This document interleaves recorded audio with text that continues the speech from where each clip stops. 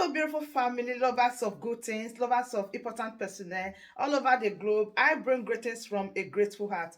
Good morning, good afternoon, and good evening, depending on your time zone. Thank you for your love. Thank you for your support. I just can't thank you enough. So, in this platform, we react to all videos and we give you all the latest updates. In fact, we draw the world closer to your doorstep. So, please watch this video and I will be watching it with you. Don't forget, drop your opinion in the comment section and I'll be right back.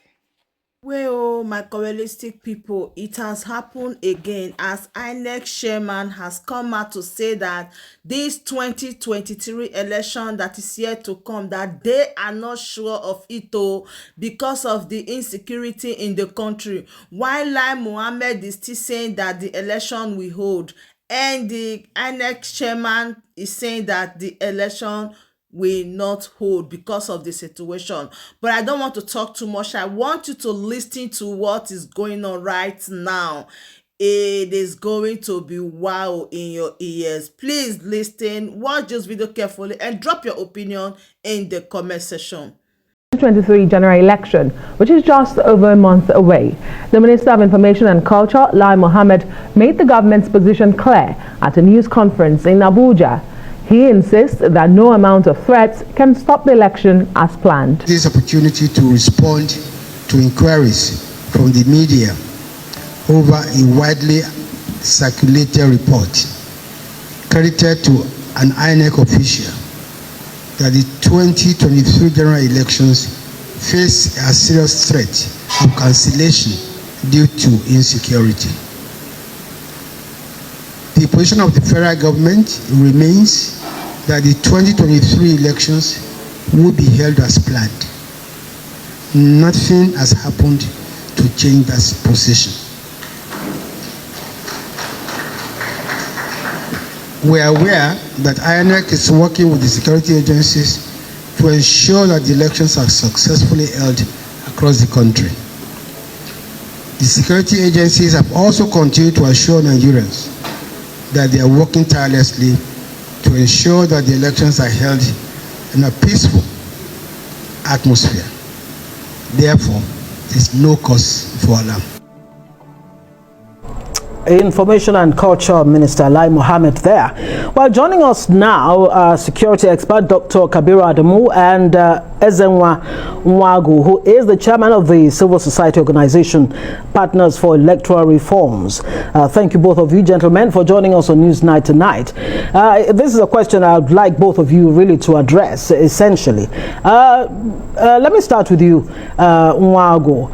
I mean, when you heard from Inec, well, purportedly, that the 2023 election might be threatened because of the state of insecurity, and if nothing is done about it, it may not just be postponed, but could actually be cancelled. And then you hear from Lai Mohammed, Information Minister, that nothing will stop the elections from going on.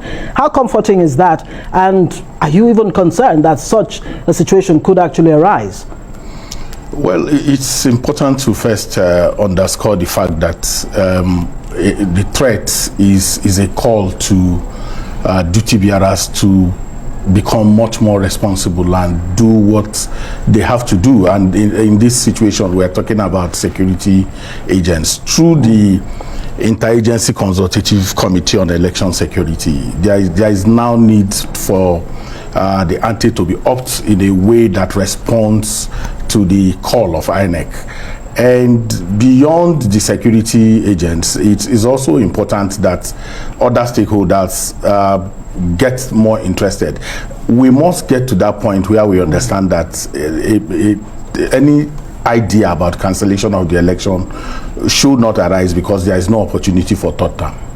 And if there is no opportunity for third term, it therefore means that every Nigerian, every duty bearer, in this case the security agents, must do all that we have to do too. But I don't even know which election since 2011 in Nigeria that has not been threatened, in the sense in which we are getting Inec to do that. All you need to do is just to pull back a bit. You will find that this kind of conversations also arose in 2011, in 2015, in 2019.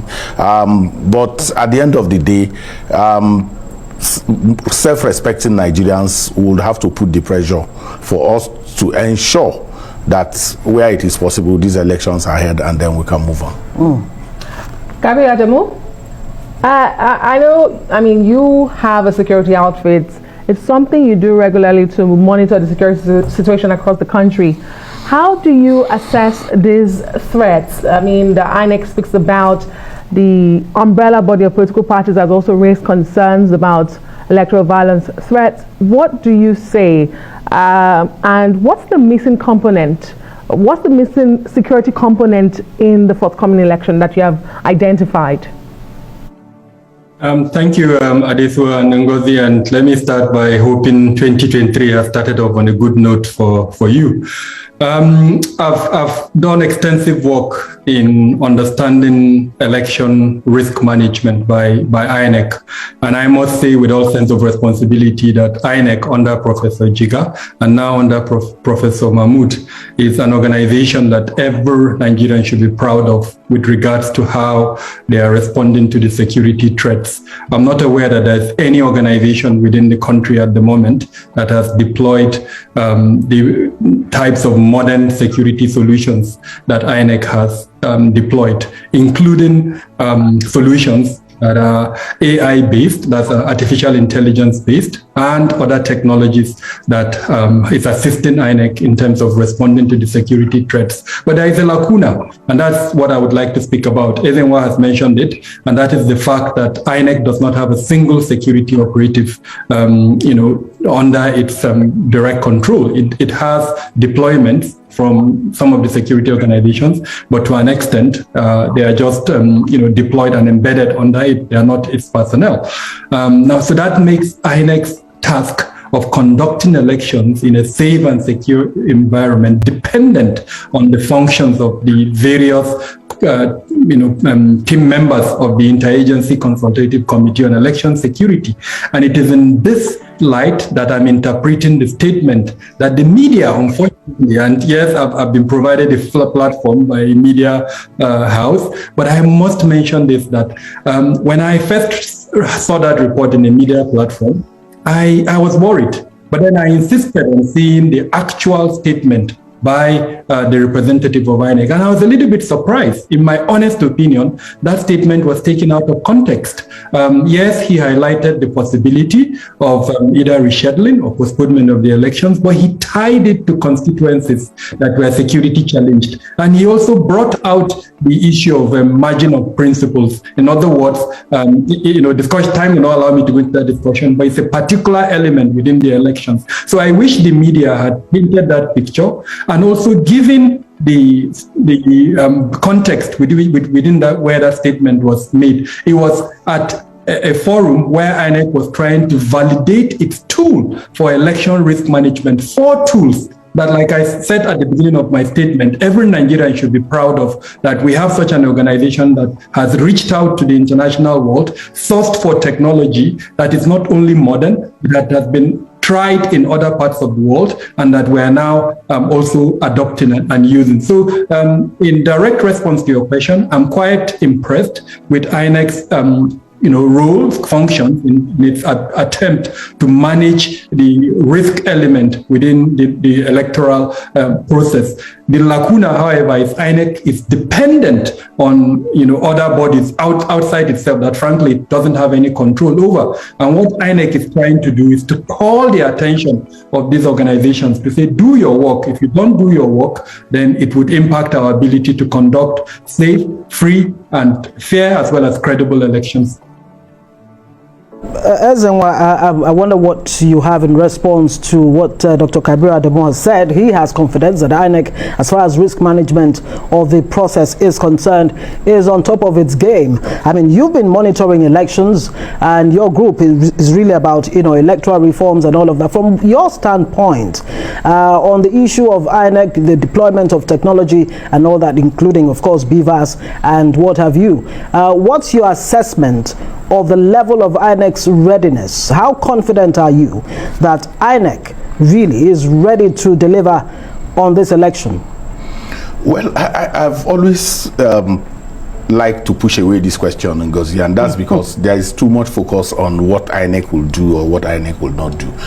In terms of ticking the box, INEC is making incremental progress in election coordination and administration. But the role of other stakeholders impact on the quality of elections. And the most critical of that will be the role of security agents. I am hoping that between now and the end of this month, that the security agents can give Nigerians a national election security plan that we can interrogate and say, okay, this is what we want to be able to do between this time. INEC will tell you, between this time we're going to do collection of PVC, after collection of PVC we're going to do this, but we don't get that from the major stakeholders. And in this particular case, I hope the security agents will not go into their normal game of territorialism, who is going to be leading, whether it's going to be the police or the army or the DSS. And ordinarily today, every one of them is doing police jobs. All of them are involved in police jobs. So we need to have coordination, strong coordination, in a way that guarantees that the role, the functions, and whatever INEC has put in comes in synergy with what they are also doing. But beyond that, we must also begin to inflict traditional and moral authorities in the way we conduct election. By that I mean involving traditional rulers. In these places where there are challenges, we need to get moral authority, traditional authority to play a role right now and say, hey, if elections do not hold in this place, what is the consequence for us as a people? Is important, because if we don't engage them now to talk to their wards, to begin to get into this kind of engagement that is needed for these elections, then we begin to put all the searchlights on what INEC is doing. But we need to mobilize every other person right now for free and fair elections. All right, Dr. Kabir Adamu, you did say this particular story coming from INEC was taken out of context. But let me also say that at the last count, INEC itself identified at least 50 incidents related to electoral violence, including campaigns across the country. And for that, the INEC, the electoral body, expressed concerns. It was worried already that, pre-elections, we already have at least 50 incidents. So there is a concern of security threat outside of this report. But I want to ask you, because again, you have mentioned that they do not have their own security. They are depending on the Nigeria police force. Is the police equipped to deal with a situation of electoral violence? And let me also ask, if you know what those predominant factors for this violence could be, so that we begin to watch out for them and perhaps even prevent them. Beautiful question, Aditya, and I would kind of pick what Ezenwa has mentioned and expounded. So he talked about the need for an election management plan by, the ISIS, as it were, and he worried about the fact that there may be territoriality and that would deny us that. And unfortunately, yes, I agree that is likely to happen. And my solution, as I've said in 2011, 2015, and 2019, and I'm going to repeat before the 2023 election. The solution to that is for INEC itself to increase its internal capacity for risk management. It has a department, it has an electoral institute that is working on risk management, but it now needs to increase the capacity of that department in such a way that when ISIS meetings are called, that department will be there and it would be able to raise critical questions that members of ISIS will have to address. Right now, the situation is whether way round, and unfortunately, it's a legacy of our military past, but we need to break away from that. Second point is, and this will address the point also raised by Ezenwa regarding traditional rulers. The mandate of ISIS allows it to operate at the federal level, at the state level, and at the local government level. Sometime in November or early December, the Inspector General of Police issued a circular where he directed all the commissioners of police to convene ISIS at the state level. I'm not aware that has been done, at least in the few states where I attempted to make inquiries. I'll give examples. I tried to make inquiries in Kano State, in Edo State, and in Lagos State. In all of these states, at the state level, ISIS was not not convened. Now, if they were convened, the stakeholders, including traditional rulers, market women associations, all the various members at that level will be brought in and will be able to identify threat levels at that granular level. Now, it is output of that that would inform the production of the election management plan at the federal level. You wouldn't just sit down and produce it. But not to say INEC did convene, the police did conduct a retreat. I think it was in Imo State in late November, early December, where they attempted to put together something that would appear to be an election management plan. And they did invite other stakeholders.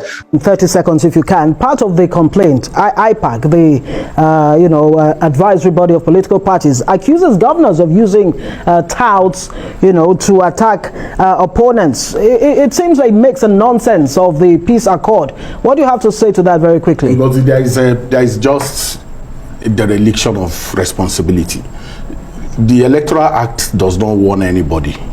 There are components of that piece of legislation that says if you do this, this happens to you. So the police does not need, the security agents does not need to warn anybody. INEC does not need to warn anybody. If there are infractions, we need deterrent. And that deterrent has to come from doing what you have to do and not addressing press conferences explaining what has happened.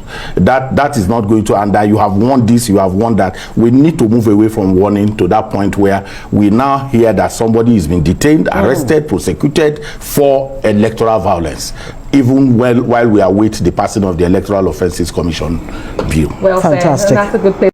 You hear it from this our sister. She asked a question that you heard that some governors are using that to attack opponents. You hear it very clearly. What will you say to this?